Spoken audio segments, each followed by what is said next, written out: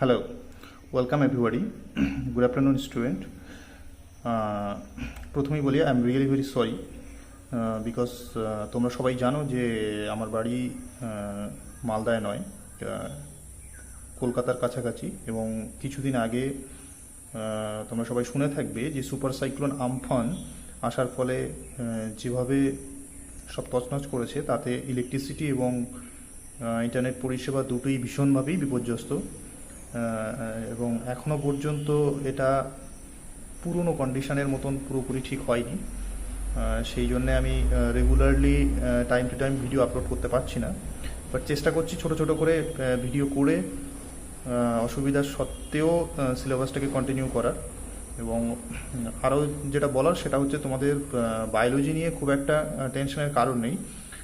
তোমরা এটুকু নিশ্চিত থাকতে পারো, সিলেবাসটা পুরোপুরি আমার ব্যাপার এবং যথাসময়ে সবার আগেই আমি সিলেবাস শেষ করে তোমাদের পরীক্ষার জন্য প্রিপেয়ার করব। তোমরা খুব ইজিলি ভাবে প্রিপেয়ার হয়ে পরীক্ষা দিতে পারবে, এটুকু নিশ্চিত থাকো।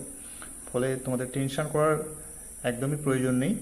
তোমরা বাকি সাবজেক্টগুলো ঠিকঠাক করে দেখো। এবং যেটুকু আমি পড়াচ্ছি, অ্যাকচুয়ালি আমি যেহেতু রেগুলারলি স্কুল হচ্ছে না, সেহেতু আমি অনলাইনে যেগুলো একটু মানে মুখস্থ বা ইজি ধরনের চ্যাপ্টার, যেগুলো একটু বলে দিলেই তোমরা পড়ে মুখস্থ করে নিতে পারবে, অ্যাকচুয়ালি যেগুলো একটু বোঝার ব্যাপার আছে বা বোঝাতে হবে, এই জায়গাগুলোতে আমি যাচ্ছি না। সেগুলো ফেস টু ফেস ক্লাসই আলোচনা হবে। বাট যেগুলো একটু কম রিলিভেন্ট, অল্প শর্ট কোশ্চেন দিয়ে মেকআপ টেকআপ হয়ে যাবে, এরকম ধরনের চ্যাপ্টারগুলোই আমি আপাতত করাচ্ছি। তো যে চ্যাপ্টারে এখন ডিসকাস করব বা যেটা তোমাদের নেক্সট টপিক পড়াবো, সেটা হচ্ছে প্লান্ট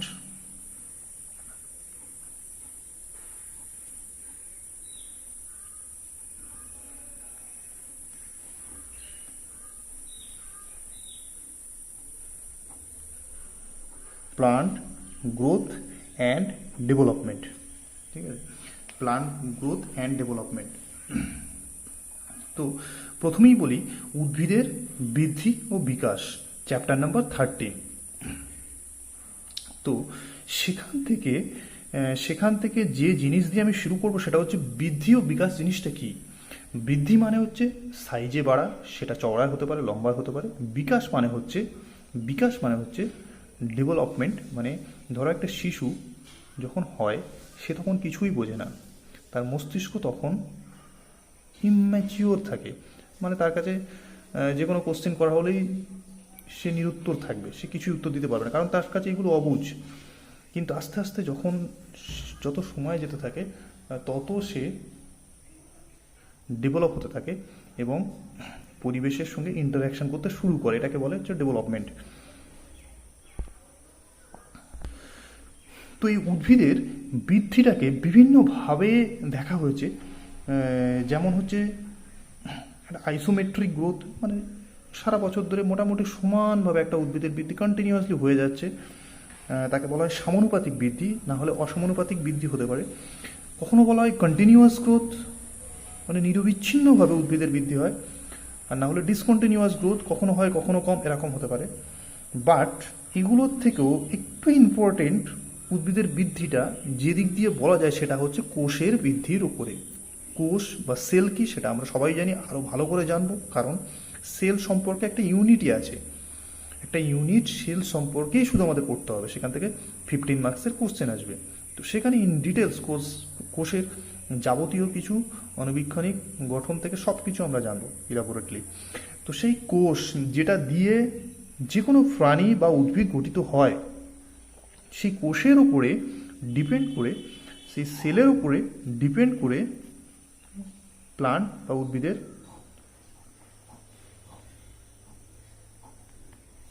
গ্রোথের কয়েকটা দিকে ভাগ করা হয়েছে। যেমন প্রথমে বলছে যে অ্যাক্সেন্টিক গ্রোথ।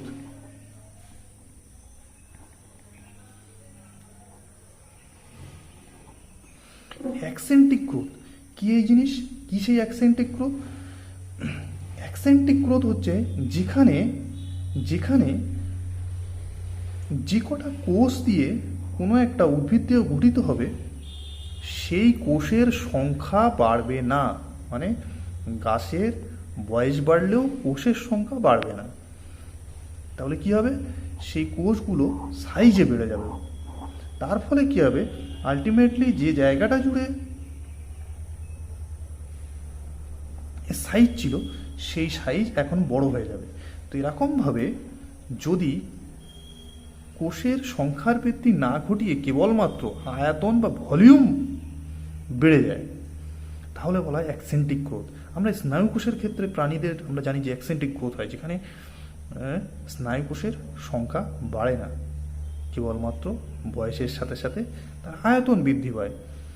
সেরকমভাবে পেশি কোষের ক্ষেত্রেও কিন্তু সেম। 2 নম্বর একটা বৃদ্ধি আছে,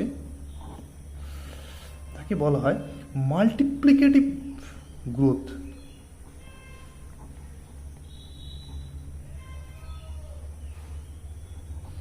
মাল্টিপ্লিকেটিভ গ্রোথ নাম থেকে বোঝা যাচ্ছে এখানে মাল্টিপ্লিকেশন ঘটবে। কিসের মাল্টিপ্লিকেশন?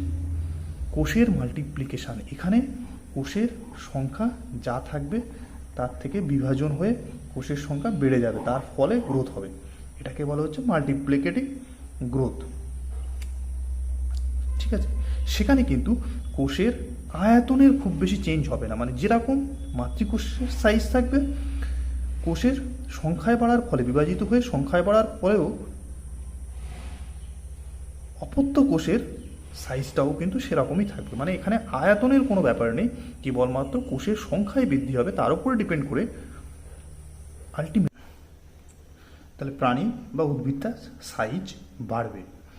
3 নম্বর হচ্ছে, 3 নম্বর কোষের উপরেই ডিপেন্ড করে আর এক ধরনের বৃদ্ধির প্যাটার্ন দেখা যায়, সেটা হচ্ছে অ্যাক্রিশনারি।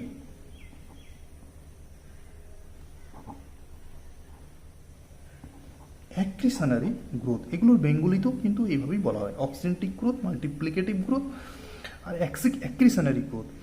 অ্যাক্রিশনারি গ্রোথে যেভাবে গ্রোথ হয় উদ্ভিদের, সেটা হচ্ছে এখানে কোষগুলোর উপরে কোনো ফ্যাক্টর নয়। আমরা সবাই জানি যে কোনো একটা উদ্ভিদ হোক প্রাণী হোক, সারা শরীর জুড়ে কোষ তো অবশ্যই অবস্থান করে, শুধুমাত্র কোষই থাকে না। কোষের মধ্যে আন্তঃকোষীয় ধাত্র থাকে, কোলাজেন ফাইবার থাকে, টিস্যু থাকে, ঠিক আছে, হায়ালিন তন্তু থাকে, এরকম একাধিক বস্তু থাকে যেগুলো কোষ নয়, বাট কোষকে ইনট্যাক্ট রাখতে, এখন কোষগুলোকে পরস্পরের কাছে নিবিড়ভাবে ধরে থাকতে, স্ট্রাকচারটা গঠিত হতে সাহায্য করে। এখন যদি কোষ বাদে যে পদার্থগুলো আছে, যেরকম আন্তঃকোষীয় ধাত্র বা ম্যাট্রিক্স বলা হয় একে, এই কোলাজেন ফাইবার হায়ালিন, এই ধরনের অন্তঃকোষীয় পদার্থ বা বিভিন্ন টিস্যুগুলোর যদি গ্রোথ ঘটে, মানে এইগুলোর যদি বৃদ্ধি ঘটে, তাহলেও কিন্তু আলটিমেটলি সাইজ বাড়বে, তাহলেও কিন্তু প্লান্ট গ্রোথ ঘটবে। এই ধরনের গ্রোথকে বলা হয় অ্যাক্রিশনারি গ্রোথ। তাহলে কী কী জানলাম আমরা? অক্সেন্টিক গ্রোথ, যেখানে কিন্তু কোষগুলোর সংখ্যায় বাড়ে না, কেবলমাত্র আয়তনে বাড়ে। মাল্টিপ্লিকেটিভ গ্রোথ, যেখানে কিন্তু কোষগুলো আয়তনে বাড়ে না, সংখ্যায় বাড়ে, তার ফলে আলটিমেটলি উদ্ভিদের গ্রোথ হয়। আর অ্যাক্রিশনারি গ্রোথ মানে হচ্ছে যেখানে অন্তঃকোষীয় ধাত্র, টিস্যু বা কোলাজেনের পরিমাণগুলো বাড়ার জন্যে উদ্ভিদের গ্রোথ।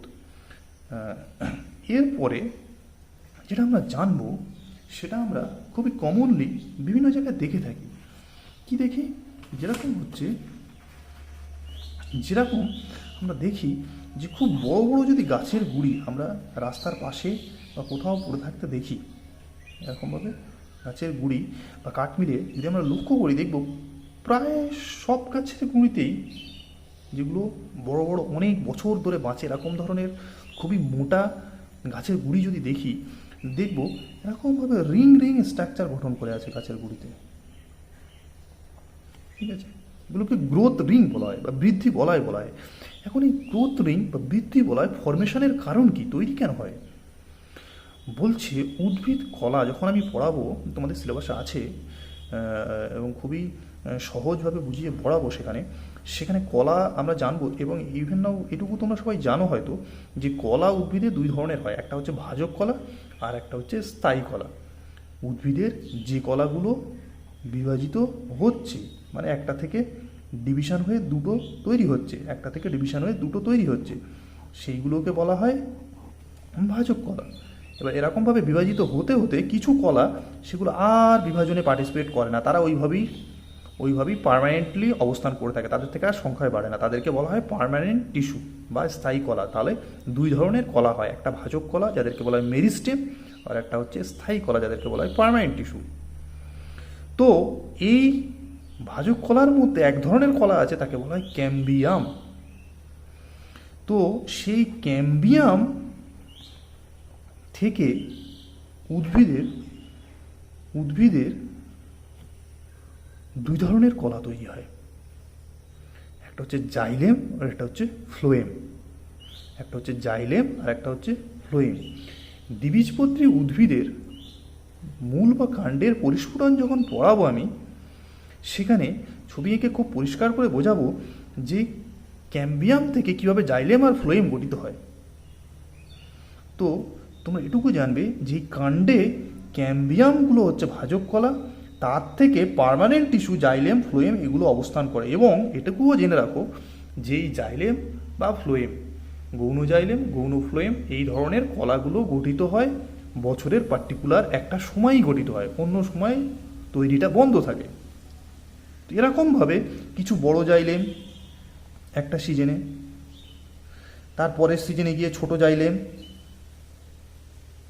তারপরে ফ্লোয়েম, তারপরে আবার জাইলেম, আবার ফ্লোয়েম, এরম করে করে বছরের একটা নির্দিষ্ট প্রত্যেক বছরে একটা সময় আসলে ক্যাম্বিয়ামগুলো ডিফারেন্সিয়েট হয়ে জাইলেম তৈরি করতে শুরু করে, তারপরে আবার ডিফারেন্সিয়েট হয়ে ফ্লোয়েম তৈরি করতে শুরু করে, তারপরে আবার ডিফারেন্সিয়েট হয়ে জাইলেম তৈরি করতে শুরু করে। তো এরকমভাবে জাইলেম ফ্লোয়েম তৈরি করতেই থাকে এই ক্যাম্বিয়াম ভাজক কলা, তার সাথে সাথে উদ্ভিদের গ্রোথ হয়, মোটা হতে থাকে। তাহলে যত বছর যাবে তত এরকমভাবে এই জাইলেম বা ফ্লোয়েমের রিং তৈরি হবে, তার সাথে সাথে উদ্ভিদের গ্রোথ ঘটবে। ঠিক এই কারণের জন্যেই এই ক্যাম্বিয়াম থেকে জাইলেম ফ্লোয়েম তৈরি হয়ে রিংগুলো ফরমেশনের জন্যেই আলটিমেটলি গ্রোথ রিং তৈরি হয় বা বৃদ্ধি বলয় তৈরি হয়। এবং যত বছরের পুরনো গাছ হবে তত বেশি বৃদ্ধি বলয় দেখা যাবে এবং সুস্পষ্ট হবে। এরপরে হচ্ছে উদ্ভিদ গ্রোথ বা প্লান্ট গ্রোথের ব্যাপারটাকে যদি আমরা গ্রাফিক্যালি একটু দেখার চেষ্টা করি, যদি আমরা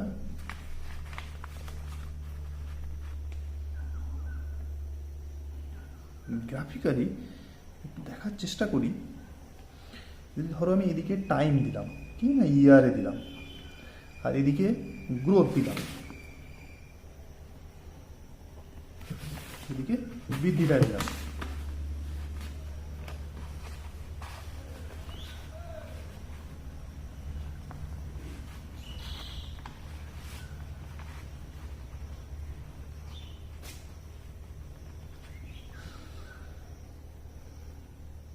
এবারে ধরো একটা দুটো করলাম, ধরো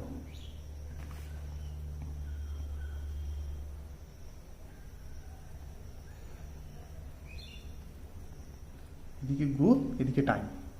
যদি আমি এটা এক বর্ষজীবী উদ্ভিদ নেই, মানে যে গাছ এক বছরের মধ্যেই বীজ থেকে গাছ হয়, গাছ হয়ে ফল ফুল যা দেওয়ার দিয়ে সে বছরে মারাও যায়, যেরকম বেশিরভাগ শস্য গাছের ক্ষেত্রে সেটা আমরা দেখি, ধান গাছ গম গাছ এগুলো সব এক বর্ষজীবী উদ্ভিদ, ঠিক আছে। একবীজপত্রী উদ্ভিদ বেশিরভাগটাই হয় বর্ষজীবী উদ্ভিদ। আর দ্বিবীজপত্রী উদ্ভিদ যেরকম আম জাম কাঁঠাল লিচু এগুলো হচ্ছে বেশিরভাগটাই হয় বহুবর্ষজীবী উদ্ভিদ। যদি আমরা এক বর্ষজীবী উদ্ভিদের ক্ষেত্রে দেখি তাহলে মোটামুটি এক সময় গিয়ে গ্রোথটা এরকম হবে, তারপরে খুবই দ্রুততার সাথে বেড়ে তারপরে এরকমভাবে স্টপ হয়ে যাবে। কি না, টাইমের রেসপেক্টে বৃদ্ধিটা একসময় খুব দ্রুত হবে, তারপরে বৃদ্ধিটা স্লো হয়ে যাবে, গিয়ে গাছটা মারা যাবে। যদি আমি বহুবর্ষজীবী উদ্ভিদের ক্ষেত্রে দেখি তাহলে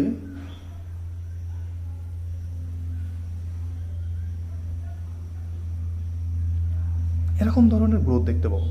কি এখানে না, একটা সময়ে বহুবর্ষজীবী উদ্ভিদের ক্ষেত্রে বললাম অলরেডি যে সিজনের একটা সময়, পার্টিকুলারলি বর্ষাকাল বসন্তকালের সময় গাছের গ্রোথটা খুব দ্রুত হয়। আমরা দেখি বর্ষাকালে গাছটা খুব বাড়ে, তারপরে শীতকাল যখন আসে তখন গাছের বৃদ্ধি খুব স্লো হয়ে যায়, কমে যায়।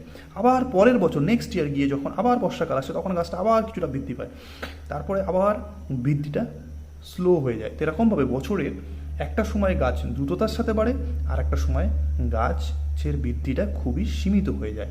তার ফলে কি হয়, যে টাইমটা গাছ বৃদ্ধি দ্রুত হয় সে সময় গাছের গ্রোথটা বাড়ে, তারপরে বৃদ্ধিটা খুবই স্লো হয়, তারপরে আবার বসন্তকাল বা বর্ষাকালের টাইমে আবার দ্রুত হয়, তারপর আবার স্লো হয়, আবার দ্রুত হয়, এরকম করে করে বৃদ্ধিটা গাছের এক সময় ফাস্ট হবে, এক সময় গাছের ক্ষেত্রে যে একটা জায়গায় গিয়ে স্লো হচ্ছে, মানে মনে হচ্ছে যেন বৃদ্ধিটা এই জায়গায় বিরাম নিচ্ছে, একটা রেস্ট নিচ্ছে, তারপর আবার বৃদ্ধি হচ্ছে, তারপর আবার রেস্ট নিচ্ছে। এই জন্যে একে আর একটা নামও দেওয়া হয়, তাকে বলা হয় সবিরাম লেখচিত্র।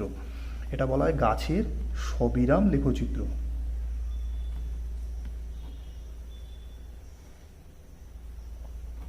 ঠিক আছে, সবিরাম লেখচিত্র কি কোশ্চেন আসে। ইন্টারমিডিয়েট গ্রোথ কার্ভ বলা হয় ইংলিশে, ইন্টারমিডিয়েট গ্রোথ কার্ভ। এরপরে যেটা সম্পর্কে আমরা জানবো সেটা হচ্ছে বিভেদন বা ডিফারেন্সিয়েশন।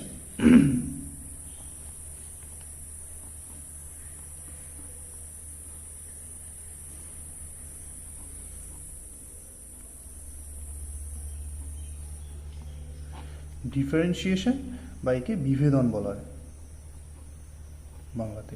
কি এই বিভেদন বা ডিফারেন্সিয়েশন জিনিসটা?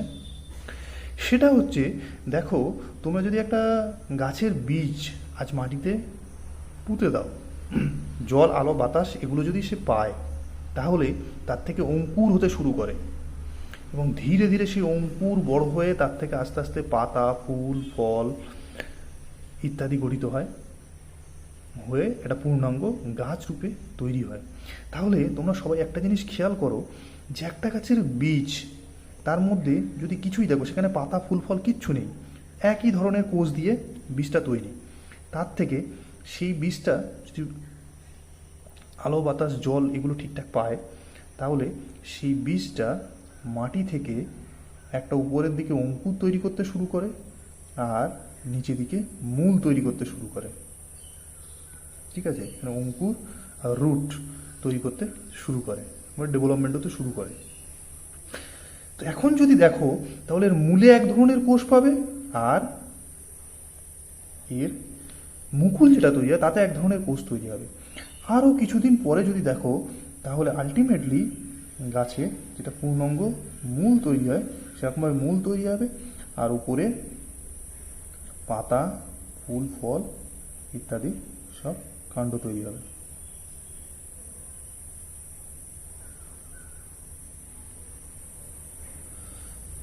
ঠিক আছে, এরকমভাবে গাছের পরিস্ফুটন ঘটে, ডেভেলপমেন্ট ঘটে।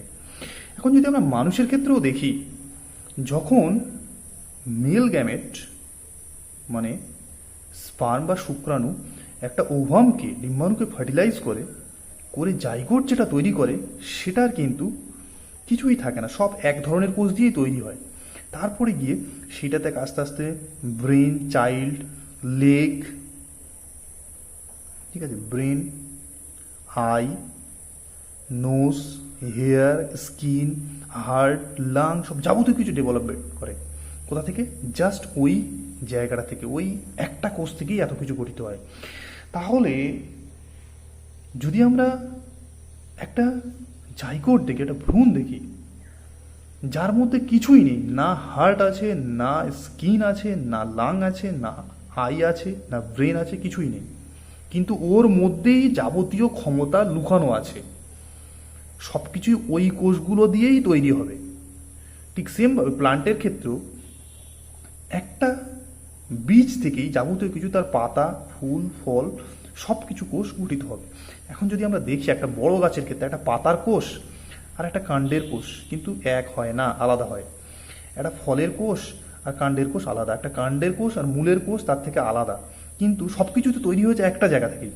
তাই একটা জায়গা থেকে ডিফারেন্সিয়েট হয়েছে, তাহলে একই ধরনের কোষ থেকে এই এত ধরনের কোষ তৈরি হয়েছে, তাহলে এই কোষটার সাথে এখানে পাতার কোষের কোনো মিল নেই, কিন্তু এই যে বীজের কোষটার সাথে কিন্তু মূলের কোষের কোনো মিল নেই, কিন্তু এই কোষটা থেকে এটা তৈরি হয়েছে, তাহলে তাকে পরিবর্তিত হতে হয়েছে। তাহলে এই বীজ থেকেই যখন অঙ্কুর তৈরি হয়েছে, সেখানে কিছু ধরনের কোষ তৈরি হয়েছে, সেই কোষগুলো মূলের কোষ থেকে মূল তৈরি করেছে। কিছু ধরনের অঙ্কুরের কোষ থেকে আবার পরিবর্তিত হয়ে পাতার কোষ কিছু তৈরি হয়েছে, কিছু ফলের কোষ তৈরি হয়েছে, কিছু কাণ্ডের কোষ তৈরি হয়েছে, কিছু ফুলের কোষ তৈরি হয়েছে। তাহলে এরকমভাবে একটা কোষ থেকে ডিফারেন্সিয়েট হয়ে, আলাদা হয়ে অন্য এক ধরনের কোষে রূপান্তরিত হয়ে আলাদা ধরনের গঠন তৈরি করার ক্ষমতাকে বলা হয় ডিফারেন্সিয়েশন বা বিভেদন। ঠিক সেমভাবে হিউম্যানের ক্ষেত্রে, মানুষের ক্ষেত্রেও জাইগোট থেকে কোষগুলো বিভাজিত হয়ে কতগুলো কোষপুঞ্জ তৈরি করে, এবং তখনই কিন্তু ঠিক হয়ে যায় যে কোন কোষটা থেকে ব্রেন তৈরি হবে, কোন কোষটা থেকে হার্ট তৈরি হবে, কোন কোষটা থেকে পা তৈরি হবে, কোনটা থেকে নখ তৈরি হবে, সব কিন্তু ঠিক হয়ে যায়। সেই কোষগুলো এবারে ডিফারেন্সিয়েট হয়ে, বিভেদন হয়ে নিজের যাবতীয় ফাংশন করে আলটিমেটলি কিন্তু পূর্ণাঙ্গ মানুষটা তৈরি হয়। কোথায়? যখন সে মাতৃদেহের বড় হয়, মানে ভ্রূণ থেকে শিশু যখন মাতৃগহ্বরে পরিস্ফুটন হতে থাকে, তারই ডেভেলপমেন্ট ঘটে। তাহলে এই জিনিসটাকে বলে বিভেদন বা ডিফারেন্সিয়েশন, যেখানে সবার উৎপত্তি কিন্তু একই ধরনের কোষ থেকে, কিন্তু আলটিমেটলি বিভাজিত হয়ে এবং বিভেদিত হয়ে প্রত্যেকে তার নিজের পরিস্ফুটন ঘটিয়ে একটা পূর্ণাঙ্গ গাছ বা হিউম্যান তৈরি করে। এই বিভেদন ঘটার সাথে সাথে উদ্ভিদে কিন্তু একটা ইন্টারেস্টিং বিষয় দেখা যায়, সেখানে কিন্তু বিপরীত বিভেদনও ঘটে। বিপরীত বিভেদনটা কি জিনিস বা ডিফারেন্সিয়েশন বলে তাকে।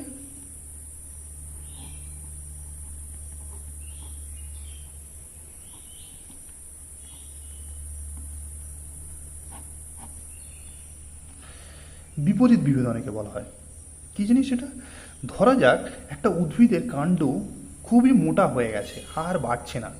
তো ওই কাণ্ডের সব কোষগুলো তখন স্থায়ী কলায় পরিবর্তিত হয়েছে, মানে পার্মানেন্ট টিস্যুতে পরিবর্তিত হয়েছে, কাণ্ডটা আর পরিবর্তিত হচ্ছে না। এবারে হঠাৎ করে যদি আমি কিছুটা পরিমাণে কুঠারি দিয়ে এখান থেকে কাঠ কিছুটা কেটে নিই, এখান থেকে কাঠ কিছুটা কেটে আমি আলাদা করে নিই,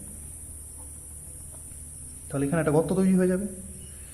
এবারে যদি আমি 1 বা 2 বছর পরে বা 6-7 মাস পরে গিয়ে দেখব যে এই জায়গাটাতে কিন্তু আবার কোষ তৈরি হয়ে হয়ে কিন্তু জায়গাটা কিছুটা হলেও পূরণ হয়ে যাবে। তাহলে এই ঘটনা কেন ঘটছে? ছিল তো ওখানে পার্মানেন্ট টিস্যু, কোনো ভাজক কলা ছিলই না, এখানে কোষগুলো সবচেয়ে স্থায়ী কলা ছিল। সেইগুলো থেকে কি করে কোষ বিভাজিত হয়ে পূরণ হতে পারে? এই কারণেই বলছে উদ্ভিদের ডিফারেন্সিয়েশন ঘটে। কোথায় দেখা গেছে? যেমন দেখা গেছে যে ভাজক কলা, উদ্ভিদের যে কলা বিভাজিত হয় তার ডিফারেন্সিয়েশন ঘটলো, মানে বিভেদন ঘটলো। ঘটে কি তৈরি করবে না, এক ধরনের স্থায়ী কলা তৈরি করলো। কোন স্থায়ী কলা? না প্যারেনকাইমা। ধরে নিচ্ছি প্যারেনকাইমা হচ্ছে একটা পার্মানেন্ট টিস্যু, মানে স্থায়ী কলা তৈরি করলো।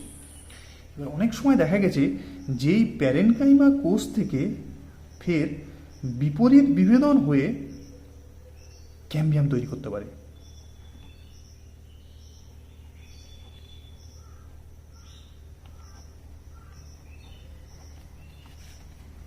এবং ক্যাম্বিয়াম তৈরি করতে পারে। এবং পার্টিকুলারলি ক্যাম্বিয়ামের একটা প্রকার, তাকে বলা হয় ইন্টারফ্যাসিকুলার ক্যাম্বিয়াম। তাকে বলা হয়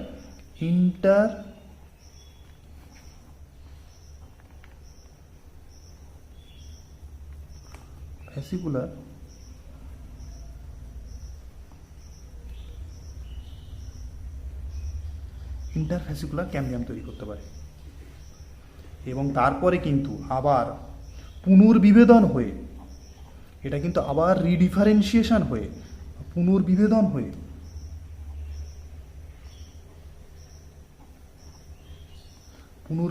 হয়ে ফের কিন্তু গৌণ জাইলেম বা ফ্লোয়েম তৈরি করে।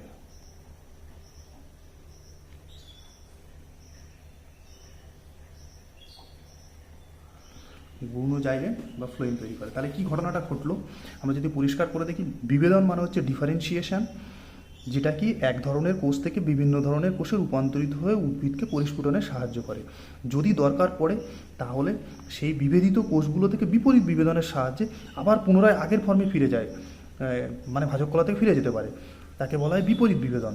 এবং তারপরে সেই বিপরীত বিভেদিত কলাগুলোর কিন্তু আবার রিডিফারেন্সিয়েশন হয়, মানে এই বিভেদনই, যে বিভেদন ঘটেছিল সেই বিভেদন আবার ঘটতে পারে। তো এই রিডিফারেন্সিয়েশন হয়ে সেগুলো থেকে কিন্তু আবার পুনরায় স্থায়ী কলায় পরিবর্তিত হয়। গৌণ জাইলেম বা ফ্লোয়েম এটা কিন্তু এক ধরনের স্থায়ী কলা। তাহলে প্রথমে ভাজক কলা বিভাজিত হয়ে স্থায়ী কলায় পরিবর্তিত হলো প্যারেনকাইমা কোষ, তারপরে বিপরীত বিভেদন হয়ে ফের ভাজক কলায় ফিরে গেল। ক্যাম্বিয়াম এক ধরনের ভাজক কলা, তারপরে সেটা আবার রিডিফারেন্সিয়েশন মানে আবার একবার ডিফারেন্সিয়েশন হয়ে ফের কিন্তু স্থায়ী কলায় ফিরে এলো। এরকমভাবে উদ্ভিদের ক্ষেত্রে প্রয়োজন পড়লে বিভেদন, বিপরীত বিভেদন এবং পুনর্বিভেদন এই প্রত্যেকটা প্রক্রিয়াই ঘটতে পারে। তাহলে এখান থেকে কি আসবে? এখান থেকে আসবে শর্ট কোশ্চেন, বিভেদন কাকে বলে উদাহরণ দাও, বিপরীত বিভেদন জিনিসটা কি এক্সাম্পল দিয়ে লেখো, পুনর্বিভেদন জিনিসটা কি উইথ এক্সাম্পল লেখো। তো সংজ্ঞাটা বই থেকে 7টা থেকে মোটামুটি তোমরা এখন পড়ে এই যাই আসুক না কেন এই লাইনটা লিখে দিলেই কমপ্লিট হয়ে যাবে।